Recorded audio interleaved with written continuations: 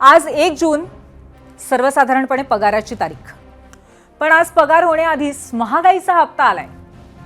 आज सकाळी 19 किलोच्या व्यावसायिक सिलेंडरची किंमत 53 रुपयांनी वाढली आहे। या किमतीमध्ये 53 रुपयांची वाढ झाली आहे। गेल्या 5 महिन्यातली ही 7वी दरवाढ होती। आज व्यावसायिक सिलेंडरची किंमत 3300च्या पार गेली आहे। अर्थात त्याचा थेट परिणाम हॉटेल इंडस्ट्रीवरती होईल, परिणामी आपल्या खिशावरही होईल। आणि त्यातच आज पुन्हा एकदा इराण अमेरिका युद्धात नव्यानं ठिणगी पडली आहे आणि त्यामुळेच महागाईचा मीटर इतक्यात तरी डाऊन होईल अशी चिन्ह आता मुळीच नाहीयेत। पण विधान परिषदेच्या निवडणुकीतला उमेदवारीचा मीटर मात्र आज डाऊन झाला आणि बंडखोरीचा मीटर पुन्हा एकदा सुरू झाला। त्याचं सखोल विश्लेषण आज आपण या भागामध्ये करणार आहोत। नमस्कार, मी पूर्वी भावे, 0 आवरमध्ये आपलं स्वागत। 18 जूनला होऊ घातलेल्या 17 विधान परिषदेच्या निवडणुकांसाठीच्या लढती आणि बंडखोरी आज स्पष्ट झाल्या। मी बंडखोरी मुद्दामून म्हणतेय कारण गेल्या 2 आठवड्यांपासून आपण विधान परिषदेच्या जागा वाटपावरनं सातत्याने संघर्षाची चर्चा करत होतो, बघत होतो। त्याचंच रूपांतर आज थेट बंडखोरीत झाले। त्याच बंडखोरीमध्ये आज सर्वात जास्त चर्चेत होती ती पुण्याची विधान परिषदेची जागा। आधी महायुतीमध्ये ही जागा कुणाला मिळणार यावरनं भाजप आणि राष्ट्रवादीमध्ये संघर्ष पेटला। संख्याबळ आपल्याकडे आहे असं म्हणत भाजपच्या स्थानिक नेत्यांनी मुख्यमंत्र्यांकडे जागेची मागणीही केली, पण राष्ट्रवादीनेही जागेवर दावा कायम ठेवला होता आणि अखेर काल रात्री भाजपची 11 उमेदवारांची यादी जाहीर झाली आणि पुण्याची जागा राष्ट्रवादीकडे जाणार हेही स्पष्ट झालं। आता राष्ट्रवादीने ही जागा मिळवली खरी, पण पुढचा संघर्ष होता उमेदवारीचा। कारण अजित पवारांचे अत्यंत विश्वासू नेते आणि मित्र सुनील टिंगरेंनी दावेदारी सांगितलेली असताना पार्थ पवारांचे मित्र विक्रम काकडेंना आज उमेदवारी मिळाल्याचं जाहीर झालं। त्याआधी मोठ्या नाट्यमय घडामोडी घडल्या, पण यात एक ठळक गोष्ट म्हणजे राष्ट्रवादी काँग्रेसमध्ये पक्षात वाढलेली नाराजी। कारण काकडेंऐवजी पक्षातील निष्ठावंतांना उमेदवारी मिळावी अशी एका गटाची मागणी होती, पण पार्थ पवारांच्याच इच्छेखातर विक्रम काकडे हेच पक्षाचे अधिकृत उमेदवार बनले आणि त्यामुळेच प्रचंड मोठा राजकीय ड्रामा घडला। पुण्यातले याच राजकीय ड्राम्यावरती आज आम्ही प्रश्नही विचारलेला आहे, तो पाहण्यासाठी आपण जाऊयात पोल सेंटरला आणि अर्थातच याच विषयाने आज आपण सुरुवातही करणार आहोत। सुरुवातीला पाहूयात प्रश्न। राष्ट्रवादी काँग्रेसमध्ये पुण्याच्या जागेवरनं समोर आलेल्या वादाचे अर्थ काय आहेत असा आजचा प्रश्न आहे। 3 पर्याय आहेत। पक्षामध्ये असंतोष आहे, नवे विरुद्ध जुने असा वाद आहे, काही तात्पुरती अस्वस्थता आहे। आम्हाला जरूर सांगा।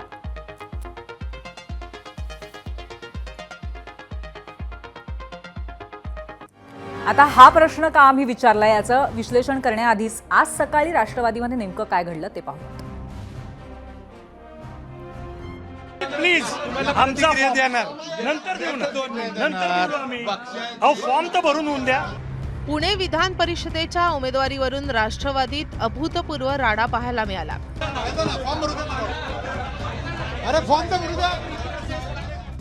भाजपचे संजय काकडे आणि पुत्र विक्रम काकडेंचा राष्ट्रवादीत प्रवेश झाला।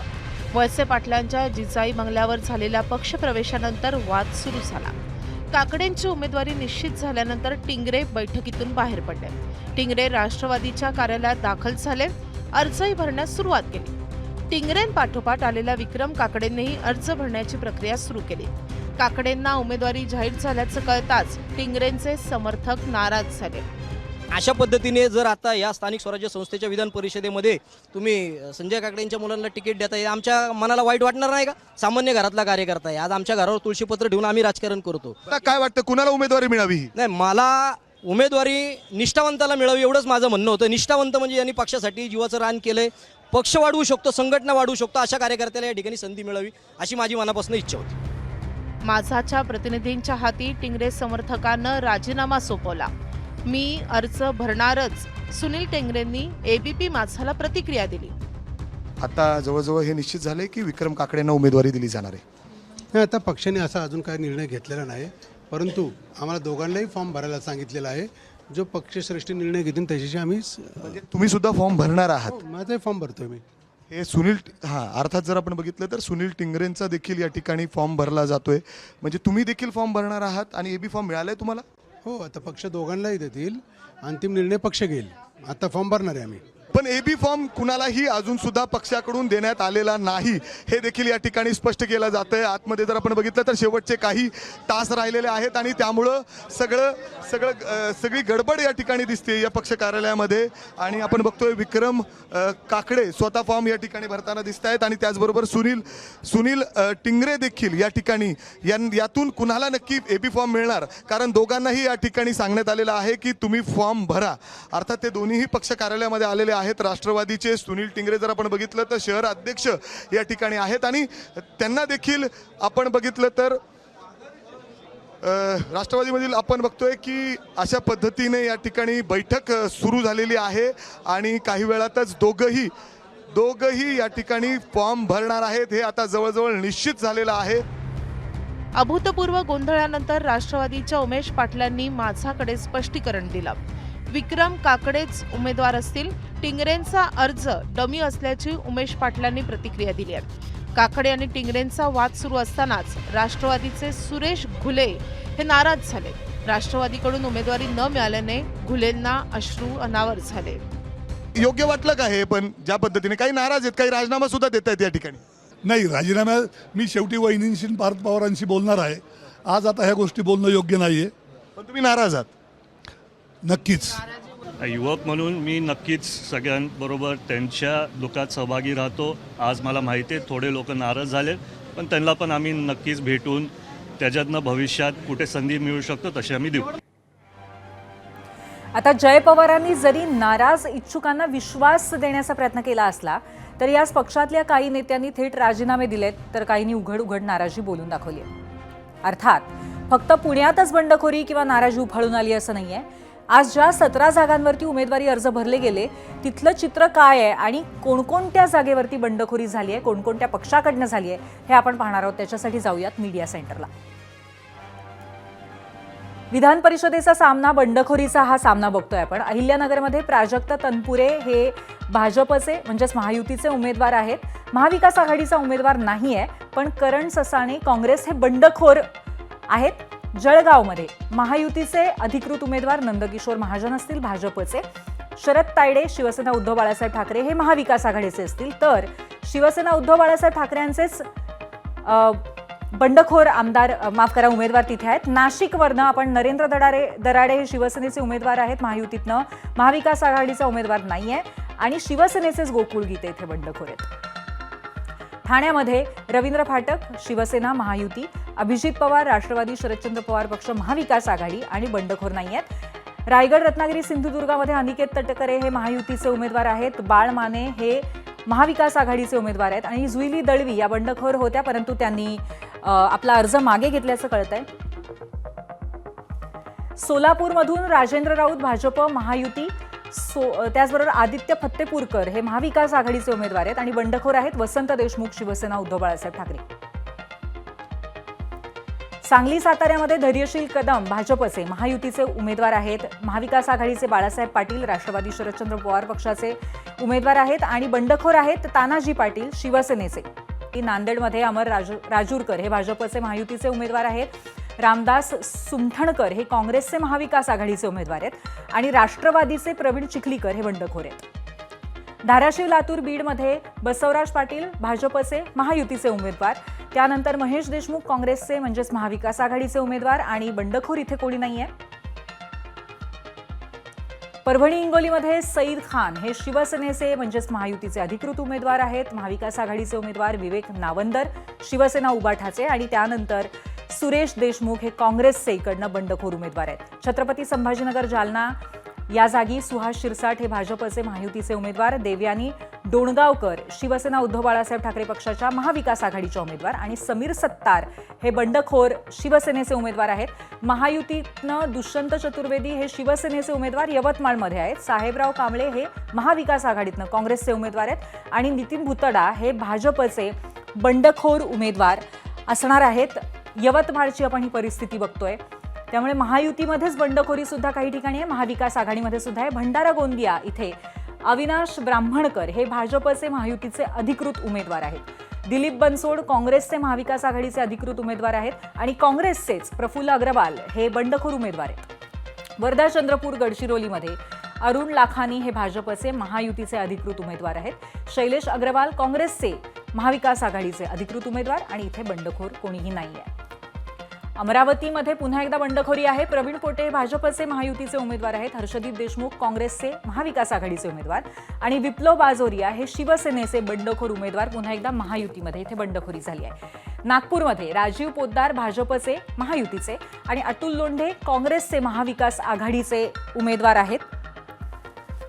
ही नागपूरची परिस्थिती आहे. बंडखोर इथे नाहीयेत कोणी.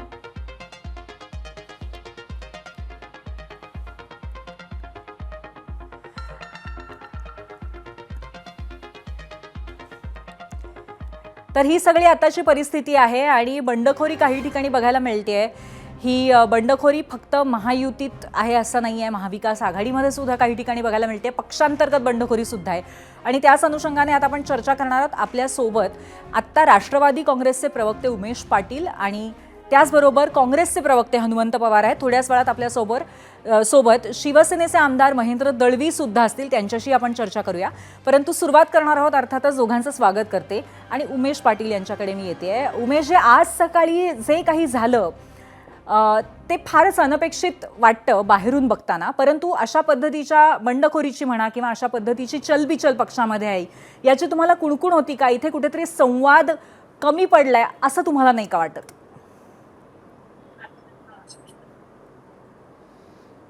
काय झालंय की सकाळी आज सर्व त्या ठिकाणी प्रमुख नेत्यांची बैठक त्या ठिकाणी झाली आणि बैठक झाल्यानंतर त्या बैठकीमध्ये सर्वानुमते त्या ठिकाणी आमच्या राष्ट्रीय अध्यक्षा राज्याच्या उपमुख्यमंत्री सुनेत्रा वहिनी पवार यांना निर्णय घेण्याचा अधिकार दिला आणि त्यामध्ये विक्रम संजय काकडे यांच्या उमेदवारीवर शिक्कामोर्तब झालं आणि त्याचबरोबर सुनील टिंगरे यांना देखील त्या ठिकाणी एक ॲडिशनल अर्ज म्हणून भरायला सांगितलं. त्यांनाही माहीत होतं सुनील टिंगरेंना की पक्षाच्या वतीनं अधिकृत उमेदवार हे विक्रम संजय काकडे आहेत आणि आपल्याला तांत्रिकदृष्ट्या त्या ठिकाणी एखाद्याच्या अर्जामध्ये कुठली चूक राहिली तर सप्लिमेंटरी अर्ज असावा म्हणून आपला अर्ज भरला जातोय हे त्यांना त्यावेळेलाच कल्पना होती आणि त्या पद्धतीनं ते 2 अर्ज भरण्याचं त्या ठिकाणी ठरलं.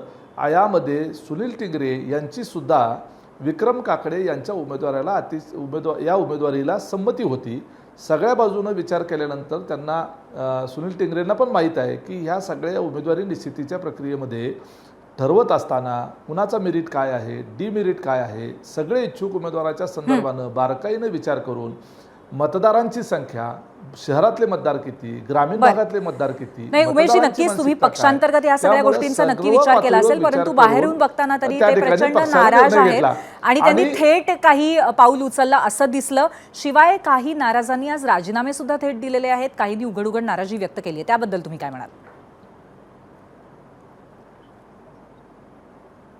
एक लक्षात घ्या, ज्या वेळेला एकच जागा असते आणि अनेक नेते त्या ठिकाणी उमेदवारी मागत असतात त्यावेळेला त्या नेत्यांचे फॉलोअर जे असतात ते फॉलोअर जे आहेत ते अपेक्षा धरून बसलेले असतात की आपल्या नेत्याला उमेदवारी मिळेल आणि ज्या वेळेला त्यांना उमेदवारी मिळत नाही त्यावेळेला कार्यकर्ते नाराज होतात. नाराज झालेल्या कार्यकर्त्यांना आपल्याला समजूत काढावी लागते. बरं, हे अशा पद्धतीचं ग्रामपंचायतीच्या निवडणुकीपासून ते लोकसभेच्या निवडणुकीपर्यंत अशा पद्धतीनं निवडणुकीच्या उमेदवाऱ्या जाहीर झाल्यानंतर नाराज कुणी ना कुणी होतच असतं. शेवटी पक्ष संघटना असते, पक्ष संघटनेचे नेतृत्व असतं, नेतृत्व त्यांची समजूत काढत असतं. त्यांना वेगळ्या पद्धतीनं त्या ठिकाणी वेगळी संधी त्या ठिकाणी मिळण्याची अपेक्षा नंतर त्या ठिकाणी असू शकते. पक्षाचा कार्यकर्ता जो आहे तो कार्यकर्ता पक्ष नेतृत्वाने उमेशजी, अशा पद्धतीच्या हल्ली जेव्हा मतमतांतर किंवा नाराजी दिसते पक्षामध्ये तेव्हा कुठेतरी त्याला जुने नेते किंवा जुनी विचारसरणी आणि नवं नेतृत्व याच्यातला हा फरक तर नाही ना, अशा पद्धतीचं प्रश्नचिन्ह राष्ट्रवादी काँग्रेसच्या बाबतीमध्ये सातत्याने उभं केलं जातंय, विचारलं जातंय. त्यावर तुमचं काय मत आहे? असं अजिबात नाही. एक लक्षात घेतलं पाहिजे, अजितदादाच्या अकाली निधनानंतर या पक्षाचं नेतृत्व आदरणीय सुनेत्रा वहिनी पवार यांच्याकडे सर्वानुमते देण्यात आलं. पक्षाच्या सर्व आमदारांनी एकत्रित येऊन एकदा नव्हे तर 2 वेळेला आदरणीय सुनेत्रा वहिनींचं नेतृत्वाच्या संदर्भानं त्या ज्या निर्णय घेतील त्याला एकमुखी पाठिंबा देण्याचा ठराव देखील त्या ठिकाणी आमच्या पक्षामध्ये करण्यात आला आणि त्यामुळं वहिनींच्या नेतृत्वाच्या बाबतीमध्ये शिक्कामोर्तब झाल्यानंतर आणि निर्णय घेण्याचे अधिकार त्यांना दिल्यानंतर पक्षाची सर्वसंमती असताना त्यांनी घेतलेले जे निर्णय आहेत हे सुद्धा घेत असताना त्या सर्व वरिष्ठ नेत्यांच्या बरोबर, पक्षातल्या प्रमुख पदाधिकाऱ्यांच्या बरोबर, इच्छुक उमेदवारांच्या बरोबर आणि सगळ्यात महत्त्वाचे जे मतदार आहेत त्या मतदारांच्या बरोबर सर्व उमेशजी, सुनेत्रा पवारांचं नाव सातत्याने निर्णय घेत असताना किंवा त्यांच्याकडनं तो निर्णय घेतला गेला आहे अधिकृतरित्या असं सांगितलं जातं, पण कुठेतरी सातत्याने कुजबूज सुद्धा अशी होते राजकीय वर्तुळात की प्रॉक्सी नेतृत्व आहे आणि त्याच्यामध्ये कुठेतरी एक डॉमिनन्स आहे पार्थ पवारांचा, असा सुद्धा संकेत दिला जातो. याच्यामध्ये किती तथ्य आहे? याच्यामध्ये अजिबात तथ्य नाही.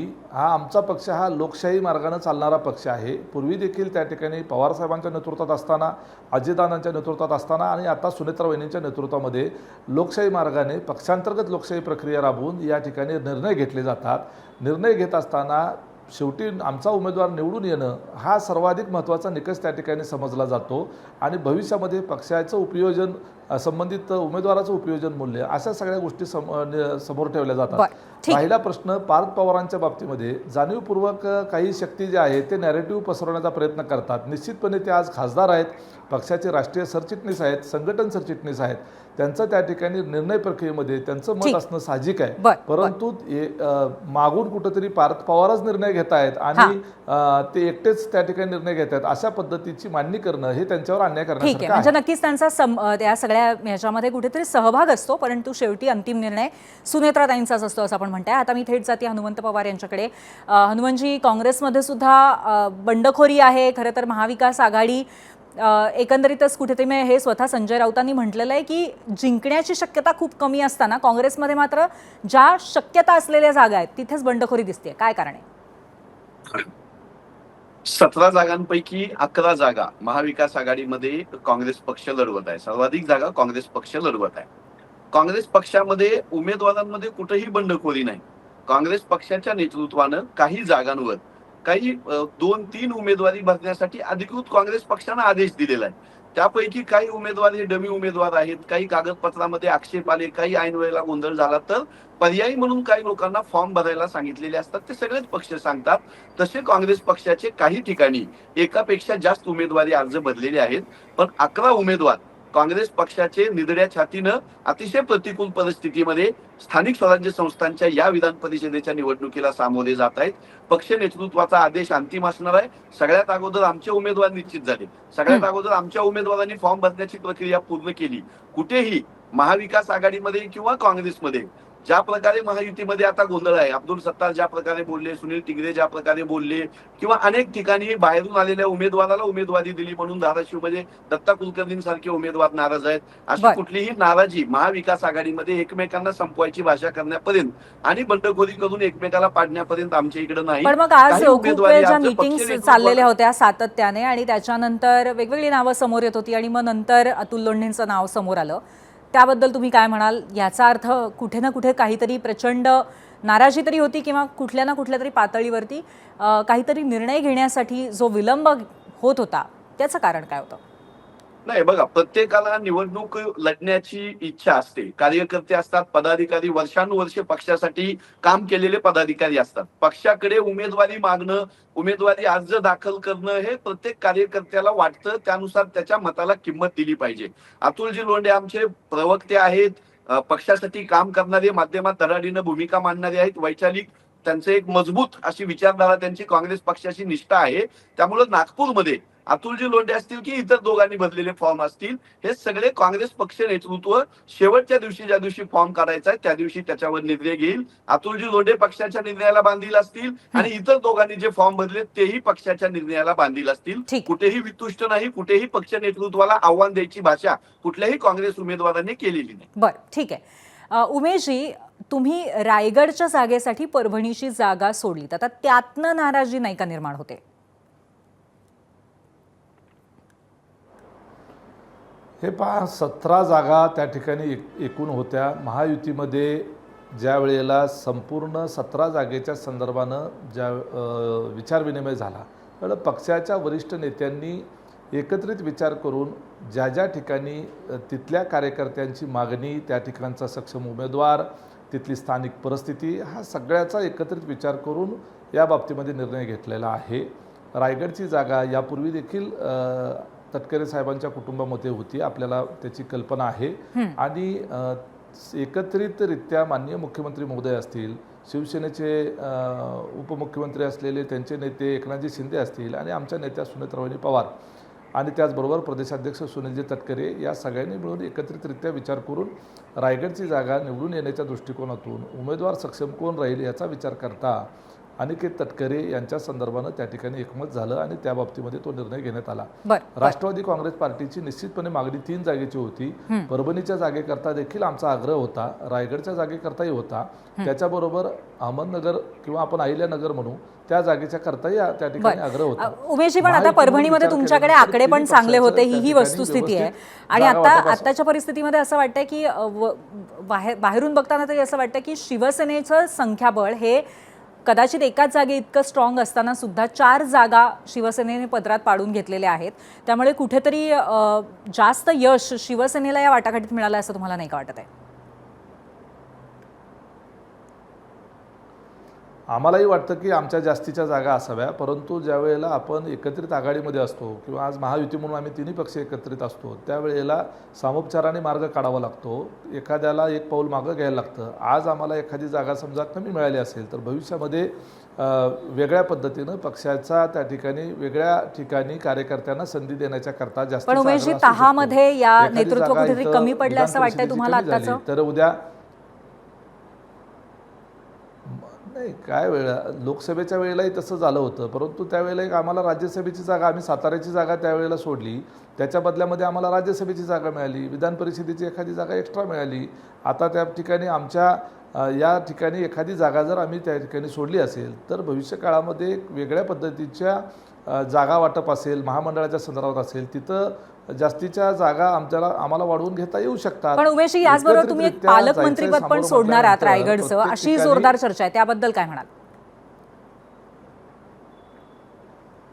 ती चर्चा ही शेवटी सूत्रांच्या हवाल्यानं आपण सगळी करत असता, वस्तुस्थिती तशी असतेच असं नाही. रायगडच्या पालकमंत्री पदाचा जो विषय आहे म्हणजे तुम्ही ते सोडणार नाहीत असं समजायचं का? तो पेंडिंग आहे त्याचा, आणि आता त्याचा पालकमंत्रीपद आणि रायगडची उमेदवारी याचा अर्थार्थी काहीही संबंध नाही. बरं, ठीक आहे. आणि पुण्यातनं तुमचे अधिकृत आता जे आहेत उमेदवार ते विक्रम काकडे हेच असतील, बरोबर? हो, पुण्यामध्ये विक्रम संजय काकडे हेच राष्ट्रवादी काँग्रेस पार्टीचे महायुतीचे अधिकृत उमेदवार जे आहेत असतील, नव्हे तर तेच उमेदवार आहेत. आणि सुनील टिंगरे यांचा भरलेला जो अर्ज आहे, उद्या स्क्रुटिनी झाल्यानंतर विक्रम काकडे यांचा अर्ज वैध त्या ठिकाणी निश्चित झाल्यानंतर सुनील टिंगरे हे त्यांचा अर्ज जे आहे तो काढून घेतील, विड्रॉल करतील. ठीक आहे. चर्चेमध्ये पुढे जाण्याआधी आपण आज आपल्या प्रश्नावरती सर्वसामान्यांच्या प्रतिक्रिया सोशल मीडियावरनं काय आल्या त्याच्यावरती एक नजर टाकूया. काही निवडक प्रतिक्रिया आम्ही तुम्हाला दाखवतोय. अजित पवार यांच्या निधनानंतर पक्षात योग्य निर्णय क्षमतेचा अभाव आणि सक्षम नेतृत्वाची पोकळी निर्माण झाली आहे. अंतर्गत पक्षीय अस्वस्थतेकडे दुर्लक्ष झाल्यास पक्ष आतून पोकळ होत जाईल. गोविंद परब यांची एक्सवरनं प्रतिक्रिया आहे. राष्ट्रवादीच्या अंतर्गत आज पुण्यामध्ये जो हाय व्होल्टेज ड्रामा बघायला मिळाला त्या अनुषंगाने प्रश्न विचारलाय. या निमित्ताने जुन्या नेत्यांचा असंतोष जरी उफाळून आला असला तरीही पक्षात पार्थ पवारांचा शब्द अंतिम असेल हे पुन्हा एकदा अधोरेखित झालंय. चिंतामणी जांभळकर यांची प्रतिक्रिया. युट्यूबवरनं सुभाष सानप म्हणतायत, जागा एक उमेदवार अनेक, त्यामुळे नाराजी नाट्य तर होणारच. फेसबुकवरनं निष्ठावंतांना उमेदवारी द्या नाहीतर पक्षाचं नुकसान होईल, मोहन खांडवे यांची प्रतिक्रिया आहे. फेसबुकवरनं उल्हास राऊत म्हणतायत, कोणत्याही निवडणुकीत उमेदवारीसाठी गुप्त अप्रत्यक्ष पद्धतीने बोली लागलेली असते. जो उमेदवार जास्त पक्षनिधी देईल त्यालाच तिकीट मिळतं.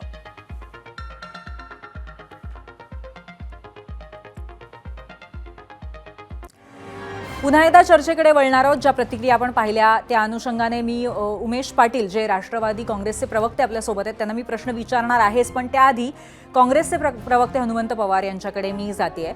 हनुमंतजी, एक महत्त्वाचा मुद्दा असा आहे की चंद्रपूरमध्ये तुमचं खरं तर संख्याबळ असतानाही शेवटच्या क्षणी तुम्हाला महापौर बनवता आला नाही. तर आत्ताच्या या परिस्थितीमध्ये एक धक्का महायुतीला चंद्रपूरमध्ये देण्याची ताकद तुमच्यामध्ये आहे, परंतु तसा धक्का तुमच्याकडनं दिला जाईल का पुन्हा एकदा आधी जे पाहिलं ते चित्र पाहायला मिळेल? काय वाटतं तुम्हाला? नाही, चंद्रपूर महानगरपालिकेमध्ये काँग्रेस पक्षाचे जे सगळे उमेदवार होते निवडून आलेले ते सगळे इंटॅक्ट राहिले होते. आमच्या मित्र पक्षाकडून आमचा घात झाला होता असं त्यावेळेस सगळी वस्तुस्थिती महाराष्ट्रानं पाहिली. आता महाविकास आघाडी म्हणून चंद्रपूर असेल, नागपूर असेल की इतर 11 जागा ज्या आम्ही सगळ्या लढतोय तिथे महाविकास आघाडी म्हणून आम्ही एकत्र राहण्याचा निश्चय केलेला आहे आणि त्यानुसार आम्ही पुढे जात आहोत. नागपूरची जागा असेल, अतुलजी लोंढे असतील हे लढत आहेत, किंवा धाराशिव बीड लातूरची जागा असेल, महेश देशमुखांसारख्या सामान्य कार्यकर्त्यांना उमेदवारी दिलेली आहे.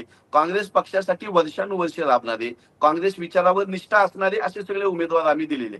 आमचा एकही उमेदवार हा उमेदवारी विकत घेणारा किंवा कुठला तरी धनदांडगा दुसऱ्या पक्षातून आणला, जसं काकडेंना भाजपातून आणून राष्ट्रवादीनं उमेदवारी दिली, किंवा बसवराज पाटलांना काँग्रेसमधून काल परवा आले आणि उमेदवारी दिली, का राजा राऊतांना उमेदवारी दिली, असं आम्ही कुठेही केलेलं नाही. काँग्रेस पक्षाच्या विचारावर निष्ठा असणारे, काँग्रेस पक्ष संघटनेसाठी बांधणारी मंडळी अतिशय प्रतिकूल परिस्थितीमध्ये या निवडणुकीला सामोरे जात आहे. महायुतीनं आपापसात भांडणं करून निवडणुकीचा फोकस कसा आपल्यावरच राहील असं एक षडयंत्र आखल्याचा माझा आरोप आहे. अब्दुल सत्तार असतील की दत्ता कुलकर्णी असतील की सुनील तिगरे असतील की आणखी काय रायगड मधली नाराज मंडळी असतील, ही कुठेही महायुतीला बंडखोरी करणार नाहीत. महायुतीमध्ये बंडखोरी कशी शमवायची याची ताकद देवेंद्र फडणवीसांनी वेगळ्या वेगळ्या मार्गाने कमावलेली आहे. हे सगळे गप्प बसतील. हे मतभेद हे आपापसातलं नाटक दाखवायसाठी हे करतायत. निष्ठेनं आणि कार्यकर्त्यांना न्याय देणारा काँग्रेस पक्ष आहे. 11 जागेवर आम्ही सर्व शक्तीनिशी लढू अशा निश्चयानं आम्ही निवडणुकीमध्ये उतरलेलो आहोत. बरं, ठीक आहे. पण उमेशजी, आता पुन्हा तुम्हाला तोच मुद्दा घेऊन मी येते की आयारामांना अचानक दिलेली उमेदवारी हे चित्र आजही बघायला मिळालं आणि आपण प्रतिक्रियेमध्ये सुद्धा बघितलं की जी व्यक्ती जास्त निधी पक्षाला देऊ शकते त्याला उमेदवारी मिळते, असंच काहीचं चित्र असावं का असा प्रश्नही अनेकांना वाटला. ही वस्तुस्थिती आहेच आणि असाही मुद्दा अनेक जण किंवा अशी टीका अनेक जण करणार आहेत आजच्या या ड्राम्यानंतर. उमेशजी,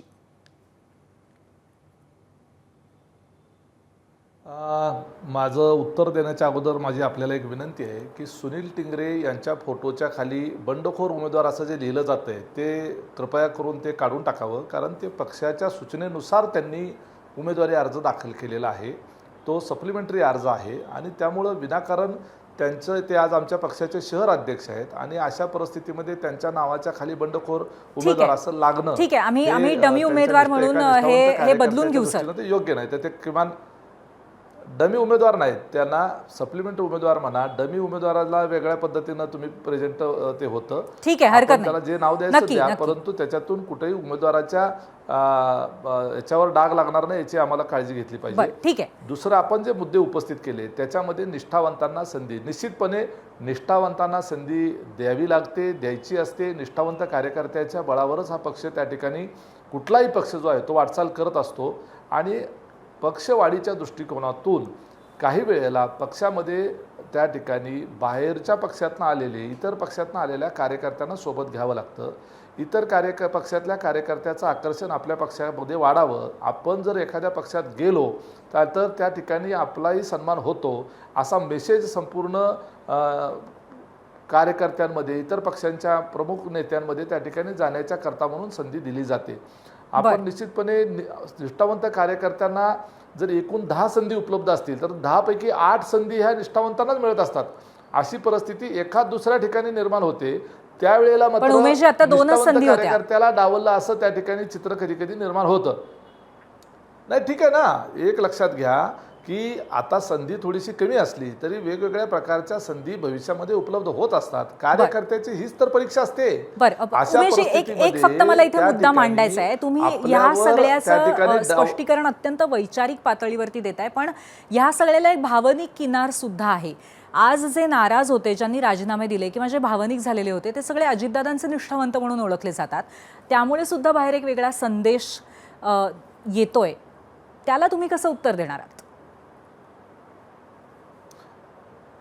हे पहा, राष्ट्रवादी काँग्रेस पार्टीमध्ये आज रोजी सुनेत्रावहिनी पवार यांच्या नेतृत्वामध्ये काम करणारे सर्व आमदार, खासदार, कार्यकर्ते, पदाधिकारी, गाव पातळीपर्यंत, ग्रामस्तरापर्यंत असलेले, वार्ड स्तरापर्यंत असलेले जे कार्यकर्ते आहेत, हे अजितदादांचे मानणारेच कार्यकर्ते आहेत. त्यामुळं अजितदादांचा हा पक्ष जो आहे त्यांच्या माघारीसुद्धा सक्षमपणे पुढं जावा याच्याकरता म्हणूनच तर सुनेत्रा वहिनींचं नेतृत्व सगळ्यांनी स्वीकारलेलं आहे. आणि त्यांनीसुद्धा सर्वांगीण विचार करून, पक्षवाढीच्या दृष्टीनं, भविष्यातला विचार करून, निवडणूक जिंकण्याची रणनीती म्हणून जे काही निर्णय घेतले असतील, ती निर्णय जो आहे तो कार्यकर्त्यानं स्वीकारण्याची मानसिकता ठेवली पाहिजे. आणि बरेच बहुतांशी कार्यकर्ते ते स्वीकारण्याची मानसिकता ठेवतात. ज्यांना उमेदवारीची अपेक्षा असते ते कार्यकर्ते काही प्रमाणात नाराज होणं साहजिक असतं. हे अनेक सर्व पातळीवर घडतं, सगळ्या पक्षात हे घडतं. पण मग आणि उमेश, त्यांची समजूत आताच्या घालून पातळीवरती आणि तुम्हाला भविष्यकाळामध्ये कुठेही खात्री त्यांना आहे का, संधी मिळत असताना त्यांचा आत्मविश्वास विचार आहे नक्की का केला जाईल. की सुनील टिंगरेंची अशा पद्धतीने नाराजी दूर होईल आणि अगदी पूर्णपणे मनोमिलन होऊन ते पक्षासाठी पुन्हा एकदा काम करतील, काकडेंसाठी काम करतील? मुळात सुनील टिंगरे हे नाराजच नव्हते. सकाळी त्या ठिकाणी विक्रम संजय काकडे यांची उमेदवारी निश्चित होत असताना ते सुद्धा त्या बैठकीमध्ये उपस्थित होते. ते शहराचे अध्यक्ष आहेत आमच्या पक्षाचे. त्या ठिकाणी अर्ज भरायला जाण्याच्या करता म्हणून ते बाहेर पडले. नंतर त्या ठिकाणी असं ठरलं की एक अर्ज, सप्लिमेंटरी अर्ज हा सुनील टिंगरेंचाच भरावा. मग त्यांना पुन्हा बोलवून घेतलं, त्यांना ही कल्पना दिली. पक्षाच्या सूचनेनुसार आणि आदेशानुसार त्यांनी अर्ज भरलेला आहे. ते पक्षाचे एक निष्ठावंत कार्यकर्ते आहेत.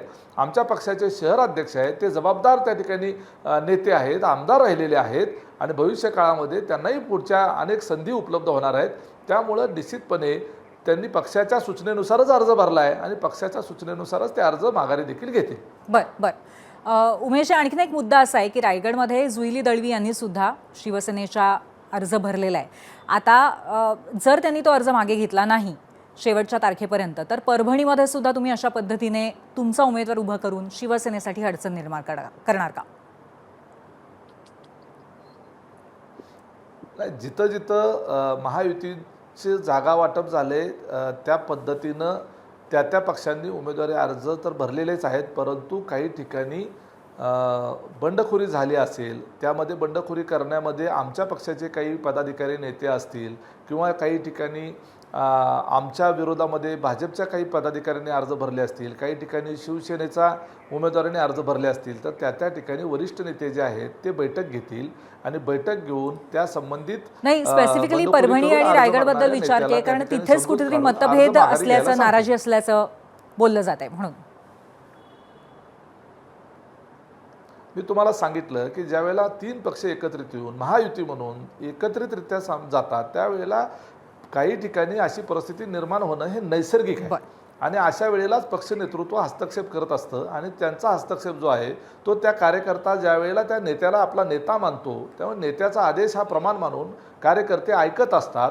भविष्य काळामध्ये तशा निष्ठावंत आणि पक्षाचा आदेश मानणाऱ्या कार्यकर्त्यांचा विचार हा भविष्य काळामध्ये होत असतो याची कल्पना त्यांनाही असते. बरं, ठीक आहे, नक्कीच. हनुमानजी, पुन्हा एकदा तुमच्याकडे येते. जेव्हा विधान परिषदेच्या या निवडणुका जाहीर झाल्या स्थानिक स्वराज्य संस्थांच्या जागांसाठी, तेव्हाच विजय वडेट्टीवार यांनी अगदी स्पष्टपणे म्हटलेलं होतं की पक्षाला गळती लागण्यासाठी प्रयत्न केले जातील किंवा नगरसेवक विकत घेतले जातील.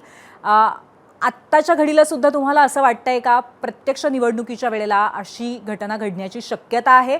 आणि त्याचबरोबर 17च्या 17 जागांवरती महाविकास आघाडी लढत नाही आहे, त्यामुळे तुमची लढत पुरेशी आहे आत्ताच्या परिस्थितीत, असं वाटतंय का? नाही, विजय वडेट्टीवार साहेबांनी महायुती सरकारचं जे याच्या अगोदरचं वागणं आहे त्या अनुषंगानं काही मत व्यक्त केलं होतं की या निवडणुकांमध्ये पैशाचा प्रचंड वापर केला जाणार. या निवडणुकांमध्ये अनेक जे मतदार आहेत, स्थानिक स्वराज्य संस्थांमध्ये नगरसेवक म्हणून निवडून आलेल्या मतदारांवर दबाव आणण्याचा, फोडण्याचा, त्यांच्यावरच्या पोलीस केसेसची भीती दाखवून त्यांना महायुतीसाठी मतदान करायला भाग पाडण्याचे अनेक बेकायदेशीर मार्ग या निवडणुकीमध्ये अवलंबले जाणार आहेत. माझा प्रश्न या अनुषंगानं भारतीय जनता पक्षाला असा होता की तुम्ही जर पार्टी विथ डिफरन्स म्हणत होते तर मग वर्षानुवर्ष तुमच्या पक्षासाठी, तुमच्या विचारासाठी ज्यांनी काम केलं त्यांना तुम्ही न्याय देऊ शकले नाही आणि आता या स्थानिक स्वराज्य संस्थांमध्ये तुम्ही महाराष्ट्राच्या विधान परिषदेला चांगले उमेदवार द्यायचं, चांगले लोक द्यायची भाषा देवेंद्रजी फडणवीस साहेब करत आहेत. बघा, दत्ता कुलकर्णी म्हणून धाराशिव मधले अखिल भारतीय विद्यार्थी परिषदेपासून, भारतीय जनता युवा मोर्चापासून ते आता राष्ट्रीय स्वयंसेवक संघापर्यंत काम करणारे एका सामान्य कार्यकर्त्याला देवेंद्र फडणवीस साहेबांनी खाली बसवलं. त्याच जिल्ह्यामध्ये नितीन काळे नावांचे एक सिनियर नेते आहेत भारतीय जनता पक्षाचे, तेही विद्यार्थी दशेपासून भाजपाचं काम केलं, भारतीय जनता युवा मोर्चाचं संघाचं काम केलं, त्यांनाही बसवलं आणि धनदांडग्या आणि आयुष्य काँग्रेसमध्ये घातलेल्या बसवराज पाटील यांना उमेदवारी दिली. तर प्रत्येक ठिकाणी नांदेडमध्ये असंच केलं यांनी. अनेक ठिकाणी भारतीय जनता पक्षाच्या निष्ठावंतांना आणि ज्यांनी भारतीय जनता पक्ष वाईट काळामध्ये उभा करण्यासाठी मेहनत घेतली त्यांना घरी बसवण्याचं जे भारतीय जनता पक्षाचं धोरण आहे, त्यानं भारतीय जनता पक्षाचेच काही स्थानिक स्वराज्य संस्थांमधले नगरसेवक नाराज आहेत. त्यातली अनेक मतं महाविकास आघाडीला पडण्याची आम्हाला खात्री आहे. ती मिळावी म्हणून सुद्धा आम्ही प्रयत्न करू. काँग्रेस पक्षानं कुठेही पैसे देऊन उमेदवाऱ्या विकलेल्या नाहीत. भारतीय जनता पक्ष असेल, राष्ट्रवादी असेल की शिवसेना असेल. आज अब्दुल सत्तार जे सांगतायत ते आम्ही पहिल्या दिवसापासून सांगतोय. ते म्हणतायत की शिवसेनेचं ममता बॅनर्जी सारखं भाजपा करत आहे. आम्ही निश्चित लढतोय. आम्ही या सगळ्या जो सुनामी आहे हनुमानजी तुम्हाला थोडंसं थांबवते, कारण महेंद्र दळवी शिवसेनेचे आमदार आपल्या सोबत आता आहेत. ते खरं तर आधीच आपल्या सोबत असणार होते, परंतु ते आत्ता आलेले आहेत. अर्थातच महेंद्रजी, प्रश्न जो आहे तो तुमची कन्या जुईली दळवी यांच्या संदर्भातला आहे. त्यांचा अर्ज भरण्यात आलेला आहे. असं काही चित्र आम्हाला दिसणार आहे का की आयत्यावेळी तो अर्ज मागे घेतला गेला? अजिबात नाहीये. आज फॉर्म भरण्याचा शेवटचा दिवस होता. खरं तर महायुती म्हणून ही सीट शिवसेना सुटायला पाहिजे असं आमचं सगळ्यांचं आग्रही म्हणणं होतं. कोकणातल्या सगळ्याच आजी माझी आमदार असतील नेत्यांचं सगळं म्हणणं होतं. तर रायगडने खऱ्या अर्थाने जनाधार आम्हाला दिलेला आहे, त्याच्यामुळे त्याचा आदर करून ही सीट शिवसेना द्यायला पाहिजे असं आमचं आग्रही म्हणणं होतं. पण नेहमीप्रमाणेच तटकरेचा जो दाव प्रतिदाव असतो तो पणाला लागला असं मी नक्की सांगेन. आम्ही सांगताना नेहमीच सांगतो की राष्ट्रवादीमध्ये तटकरची अवस्था शून्यावरती आलेली आहे. असं असताना महायुतीने त्याच्याकडे कशा मजेने बघावं असं आमचं मत होतं. परंतु शेवटी ठीक आहे, महायुतीचा निर्णय आहे म्हणून मी माझ्या कन्याचा फॉर्म 30 तारखेला भरला. आजचा शेवटचा दिवस होता. ठीक, मला असं वाटतं 4 तारखेपर्यंत याचा रिझल्ट येईल या सगळ्या गोष्टीचा. बर शिंदेंनी सांगितलं, एकनाथ शिंदेने, तरी तुम्ही माघार घेणार नाही? नाही, शेवटी शिंदे साहेब आमचे वरिष्ठ नेते आहेत, त्यांचा तर आदर आम्ही नक्की करणार. पण एकंदर कोकणातली किंवा रायगडची राजकीय भौगोलिक परिस्थिती, आतापर्यंतचा इतिहास हा तटकर यांचा उलटफेर करणार आहे. आणि म्हणून त्यांना छेद देण्यासाठी मी माझ्या कन्याचा फॉर्म भरलाय. खरं तर मी अगोदर सांगितलं होतं, शिंदे साहेब ज्या शिवसेनेच्या डोक्यावर हात ठेवतील तो उमेदवार घोषित झाला तरी पोट तिडकीने आम्ही त्याचं काम करणार. तटकरेच का? कारण आतापर्यंत तटकरेचे बंधू आणि भाऊ तटकरे 2 वेळा राहिले, आता अनिकेत दुसऱ्याला राहतो. पण तीच घराणेशाही का? आणि मताधिक्य त्यांचं 3 नंबरला आहे, बीजेपी 2 नंबरला आहे. मग बीजेपीने जरी घेतला तरी आम्ही बोलतो बाबा ठीक आहे, हरकत नाही आहे. पण तटकरेच का? आता जो फॉर्म्युला महाविद्यालयात ठरलाय त्याप्रमाणे आजचे सगळे आमचे वरिष्ठ ज्येष्ठ नेते ते फॉर्म भरायचा त्यांचा गेला, त्याच्याविषयी आमचा आक्षेपही नाही आहे. पण वरिष्ठ नेते आमचे या संदर्भात निर्णय देतील. आम्ही 4 तारखेपर्यंत या संदर्भात वाट निश्चित बघूया. मग त्यांनी जर असं सांगितलं की अनिकेत तटकरे यांनाच उमेदवारी द्यायची, तर ह्याचा अर्थ तुम्ही ते मान्य करणार आहात? नाही, आता बघा, प्रश्न असा आहे की महाराष्ट्रातल्या 9 ठिकाणी जी आता बंडखोरी झाली आहे, मी काय बंडखोर नाही, मी अगोदर ती फॉर्म भरलेला आहे 30 तारखेला. त्यामुळे त्या यादीमध्ये मी नक्की येत नाहीये. ठीक आहे. आणि मी सगळ्यांना सांगत होतो की माझ्या कन्याचे कोणी फॉर्म भरा, पण ही लढाई होणं काळाची गरज आहे. जनार्दन आमच्याकडे आहे, म्हणजे उमेदवारी फायनल राहणार हे नक्की आहे. बघा, जनतेचा कौल आहे. सर्वसामान्य जनता किंवा जे सदस्य स्वायत्त निवडणुकीमध्ये निवडून गेलेत त्यांचंच मत असं आहे की उमेदवारीच्या संदर्भात लढायला पाहिजे. ठीक आहे, नक्कीच. उमेश पाटीलजी, ऐकताय ना तुम्ही? हो, ऐकलंय. याच्यावर तुमची प्रतिक्रिया काय? मध्ये मगाशीच मी सांगितलं की जागा वाटपाचं सूत्र ज्या पद्धतीनं ठरलं, महायुतीमध्ये जागा वाटपाचं जे सूत्र ठरलं त्याच्यामध्ये रायगडची जागा आमच्या वाट्याला आली आणि पुण्याची जागा आमच्या वाट्याला आली. परभणीमध्ये आमच्याकडं त्या ठिकाणी चांगल्या जागा असताना ती जागा आम्हाला त्या ठिकाणी सोडावी लागली. आणि एकत्रितरित्या आता जरी वेगवेगळ्या चिन्हावर आपण निवडून आलेलो असलो तरीसुद्धा महायुती म्हणून आपण संख्याबळ त्या ठिकाणी लक्षात घेतलं पाहिजे. 1 नंबरला कोण आहे, 2 नंबरला कोण आहे, 3 नंबरला कोण आहे, अशा पद्धतीनं विचार न करता 17च्या 17 जागा महायुतीच्या निवडून येण्याच्या करता म्हणून आपण एकत्रितरित्या जायचं या निवडणुकीला सामोरं. तर मग आज शिवसेनेला आमच्यापेक्षा दुप्पट जागा राज्यातल्या या 17 जागापैकी मिळालेल्या आहेत. बरं आता उमेशजी, मगाशीच तुम्ही आपण अत्यंत म्हटल्याप्रमाणे सामंजस्याची काही ठिकाणी भूमिका घेताय आणि शिवसेनेचं मगाशी सुद्धा मी संख्याबळ तुम्हाला तेवढं नसतानाही महायुतीच्या त्यांना जागा संदर्भात जास्त मिळाल्या. प्रश्न विचारले तेव्हाही तुम्ही अशाच पद्धतीची अत्यंत समजूतदार भूमिका एकत्रित लढण्यासंदर्भात घेतलेली होती. पण महेंद्रजी, तुम्ही ज्या पद्धतीने आता या सगळ्या उमेदवारीचं समर्थन केलेलं आहे तुमच्या कन्येच्या आणि त्याचबरोबर खंडन केलेलं आहे दुसऱ्या नेतृत्वाचं रायगडमधल्या तटकरेंच्या, ते पाहता कुठेतरी तुम्हालाच याचा त्रास होऊ शकतो आणि तुमचंच नुकसान होईल याच्यामध्ये, असं तुम्हाला नाही वाटत? नाही, अजिबात नाही. माझी 38 वर्ष सगळे राजकारणात झाली. खरं तटकरेंचा राजकीय उलटफेर प्रवास बघितला तर उमेशजी देखील सांगतील. आणि शेवटी असं आहे की मग आमचं उलटं म्हणणं असं होतं, राष्ट्रवादी वाट्याची जी सीट होती ती तटकरे कुटुंबीय सोडून एखाद्या कार्यकर्त्याला दिली असती तरी आम्ही त्याचं उलटं समर्थन केलं असतं. पण ते होणार नाही आहे, कारण तटकरेला आपल्याकडे सगळं पाहिजे, हे त्रिवार सत्य आहे. आणि मी म्हणून उमेश जे आहे आज ठिकाणी त्यांनी भूमिका समंजस्य मांडली, त्याचं स्वागत निश्चित आहे. महायुती धर्म आम्ही देखील पाळलं तर स्वागत देखील करणार आहोत. शेवटी दळवीजी, आज उदय सामंतही गेलेले होते उमेदवारी अर्ज दाखल करण्यासाठी. आज राष्ट्रवादीच्या कोट्यातनं सीट यांना महायुतीतनं सीट डिक्लेअर झाल्यामुळे आमचे नेते गेले असतील तर काय अवघड नाही आहे. कोकणातले नेते आहेत, आमचे वरिष्ठ मंत्री आहेत, काही आमचे आमदार त्या ठिकाणी गेले. शेवटी हा युती धर्म आहे. पण माझं जे म्हणणं आहे, मी जो फॉर्म भरला तो फक्त तटकरेचं आतापर्यंत राजकीय जे कर्तृत्व आहे उलटफेर करणारं, याला छेद देण्यासाठी मी खऱ्या अर्थाने फॉर्म भरला. बरं बरं, ठीक आहे. धन्यवाद. तुम्ही तिघही आज इथे आलात आणि चर्चा केली त्याबद्दल. अखेर नक्की कुठले कुठले अर्ज डमी आहेत, कोण बंडखोर आहे किंवा कोण अधिकृत आहे, ते अर्थात शेवटच्या दिवशी जेव्हा अर्ज मागे घेतले जातील तेव्हाच कळणार आहे. धन्यवाद तुम्ही चर्चा केली त्याबद्दल. थेट जाऊयात पोल सेंटरला, पाहूयात आज काय कौल दिलाय महाराष्ट्राने आपल्या प्रश्नाला. राष्ट्रवादी काँग्रेसमध्ये पुण्याच्या जागेवरनं समोर आलेल्या वादाचे अर्थ काय? पक्षात असंतोष असं 80% लोक म्हणतायत, 12% लोक म्हणतायत नवे आणि जुने यांच्या संदर्भातला वाद, आणि त्यानंतर तात्पुरती अस्वस्थता असं 8% लोक म्हणतात. 38,000 मतं एकूण आलेली आहेत.